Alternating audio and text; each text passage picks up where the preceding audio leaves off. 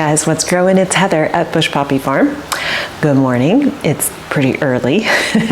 As you see, I made the bread that rose in the refrigerator overnight, and it turned out just like it always does. It looks really good. It looks really yummy. I always have to take my family's word for it because I have a wheat allergy, so I have no idea how it actually tastes, but they say it's good.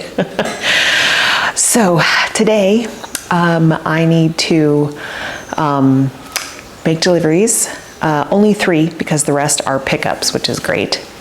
And then we're gonna get started on pulling out stuff in the home garden that needs to come out and direct sowing things like beets and carrots and radish, our root crops for the fall. So I'm gonna go on and get those deliveries done, and then I'll meet you back here ready to go in the garden. Okay, so I'm done with deliveries. It's actually past noon. It's like 1 o'clock. I had some errands to run, and I did some stuff with the chickens and had lunch and all that kind of stuff. So now I'm out here to start working on this garden bed. I apologize for the chipper. It's going to be going for a while, so I'll try to adjust the audio so that it's not as horrific. Anyway, this is the bed we're going to take apart, and not the whole thing. I'll show you.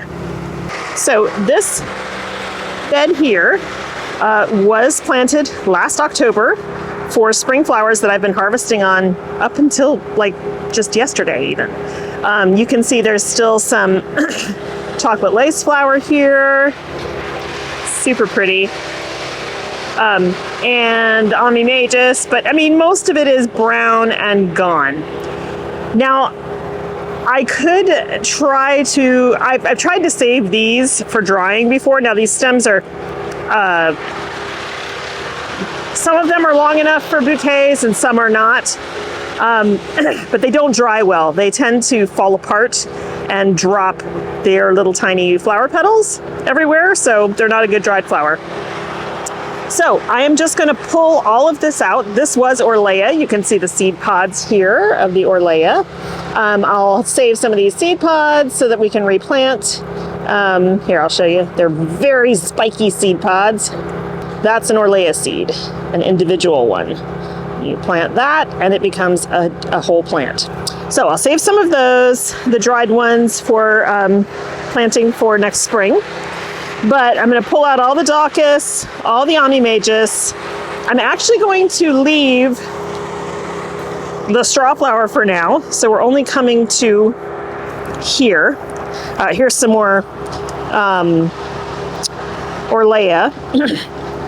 This is Nigella. So these have seeds in them. You can hear them. So I'll save those as well to save the seed. But everything is going to come out till about here. I'm saving these straw flower for right now because there's still a few in here that are not too far gone. This one is producing seed. So like this one will be ready to harvest on Monday.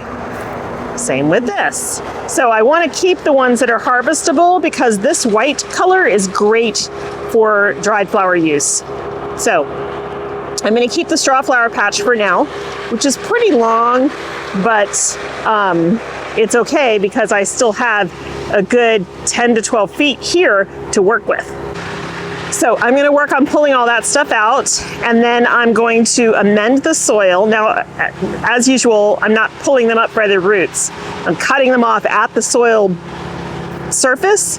Those roots will then be allowed to decompose under there and keep lots of channel space open in the soil for water and air and soil life to move around. So all the top stuff will go away into compost. Then I will put new compost on top, and then we'll direct sow some of our root crops.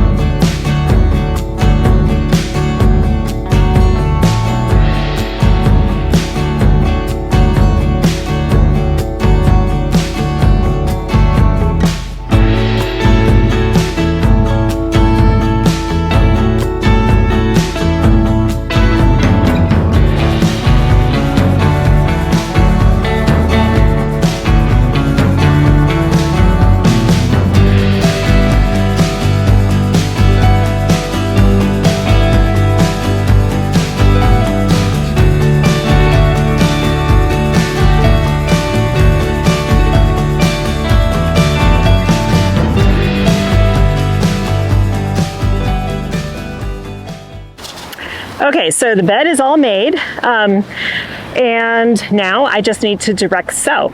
I actually have the irrigation running on this now because it takes a little while when you put fresh soil on a bed for the drip tape to really start saturating that soil. And I want to make sure that these seeds have good seed to soil contact as well as contact with water so that they will germinate. So these the things that I'm going to start today are generally what you start in the early spring. And one of the things that makes it sometimes challenging in the early spring is that the soil temperature is still quite cold.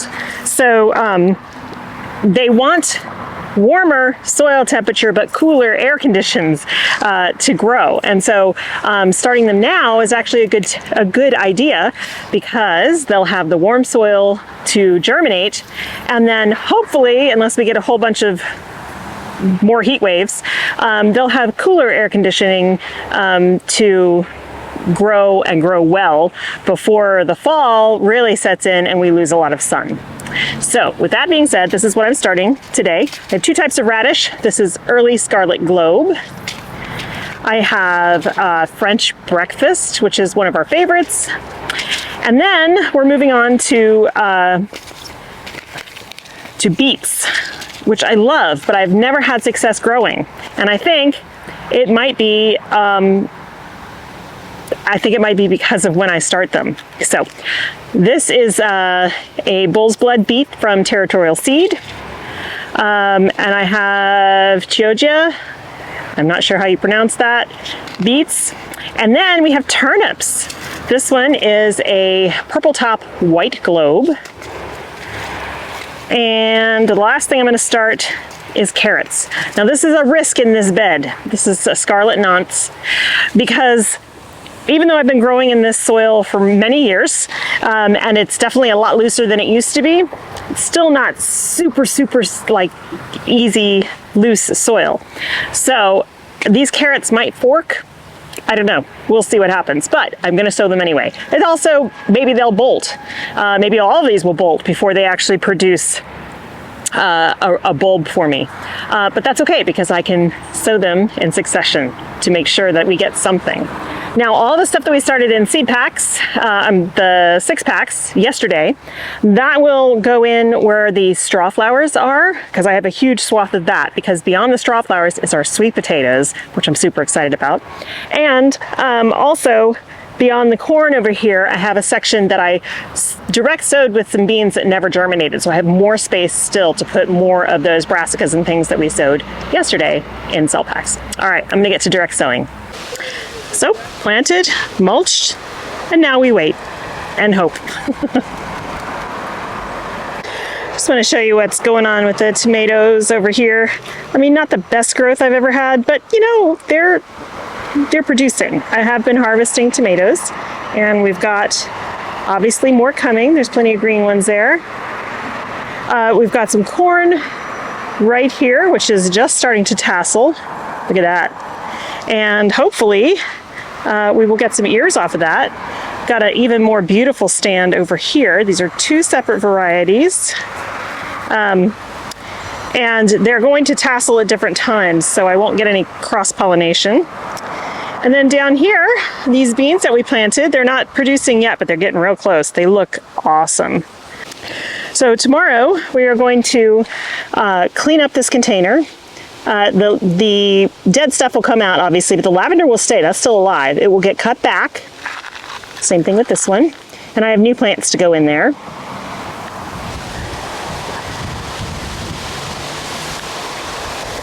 Then we also need to cut back this lavender. Lavender tends to get super woody. There is a bee that will not leave me alone. Lavender tends to get super woody if you let it just go on its own way. So I give these guys a nice haircut so that they stay bushy, and I'll probably get a second flush. So that'll be really nice. And in the cottage garden here, things are looking super rough. It's August. I need to do some major cutting back of things to hopefully get another flush of some flowers. But I don't want to cut too much back. Like this germander, still in flower, and all the bees are loving it. Don't want to take that from them. So I'm going to have to be selective with what I cut back. But yeah, things looking a little overgrown. Like all of this is going to get cut back. It fed the bees for a while and now it's done. And so I'm going to cut this way back so that this Dusty Miller will bush out again and not just get long and spindly. So that's going to be tomorrow's job. We had some tree work done and they came and cut all of this back. This is all a bunch of this is non-native species and super aggressive. It was growing over the garden, stealing sunlight and resources. So they cut all that back, and it's given this area a whole lot more sun, which is great because it needs it. Otherwise, it was only getting a couple of hours a day. So you see lots of holes in here. I actually have new plants that we're going to pop in that will overwinter and then bloom in the springtime. So we're going to do that tomorrow as well. Okay, I think that's going to be it for me today. Before we go, one of the things I did today was I met with my bee mentor. He came out and helped me go through both of my hives here at the house. And one of them is queenless. So, we have multiple swarms from those hives this year. One of them is queenless, and the way we can tell is that there is a bee laying eggs in there, but they seem to be mostly drones, and also this bee is laying multiple eggs in single cells, which apparently is another indication that it is just a worker bee laying eggs, but they are infertile. So what we're going to do, the other hive is doing amazing. They have tons of capped brood still, tons of honey stores. I am not going to harvest honey from them this year. If we have another rough winter like we did last year, or this past winter, what was super long and very cold, they're going to need all that honey to make it through. So I'm not harvesting honey from them this year. There's a lot in there, but that's their food for the winter. They are still gathering pollen, which is great, and hopefully they will continue to do so. So what we're going to do is I have a nuke that that's out at the farm. It's a 10 frame nuke, so 5 frames in the box on the bottom, 5 frames on top of it. They are a swarm that we caught from my hives, and it might possibly be the queen that came from the hive that is now queenless. So what we're going to do is we're going to install that nuke into this hive. We're going to shake out the bees that are currently in there. The ones that are just old and nearing the end of their life will go off and die, and the ones that want to rejoin the colony will, but there will be the nuke in place, and they will be in charge. And so it'll be kind of a mess for a little bit, but they'll work it out, and then it will be queen right again. It means they will have a queen again.